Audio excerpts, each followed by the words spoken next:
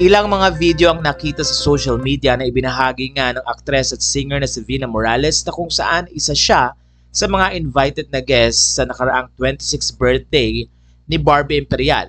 Si Barbie ay nagdaos ng kanyang ika-26th birthday noong August 1 na dinaluhan nga ng mga kaibigang artista pati na rin ng mga bosses ng Star Magic Philippines. Pero natuwa mga netizen dahil nandun si Richard Gutierrez na kung saan ay tila nalilink nga sa nasabing aktres. Maraming mga artista ang nandoon na hindi na-expect ng mga netizen at ilang mga personalidad na kung saan ay tila naging tampulan ng tanong dahil nandun din ang nanay ni Richard Gomez na si Annabel Rama.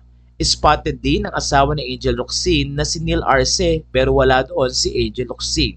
Kaya naman ayon sa mga fans, nasaan daw kaya si Angel at mas madalas na nakikitang nasa labas si Neil Arce. Matatanda ang ilang mga issue ang lumabas na kung saan ay nagkakaroon ng issue na hiwalay na daw ang dalawa. Pero ito naman ay muling tinanggi ng kaibigan ni Angel na si Dimples Romana. Kaya naman sa nasabing video na kung saan ay kuha sa birthday ni Barbie Imperial, maraming netizen ang natuwa dahil na rin sa mga personalidad na hindi nila inaasahang nandoon.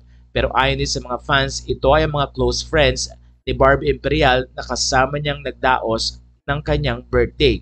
Umaasa naman ng mga fans na later on ay kung anuman ang namamagitan kay Barbie at Richard Gutierrez ay aaminin din nila ito. Samantala tahimik naman si Sara Labati sa mga isyong ito at focus nga sa kanyang career pati na rin sa pag-aalaga ng kanyang mga anak.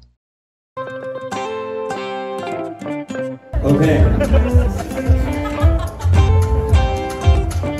Miss Barbie, do you want to say a few words to your guests, maybe?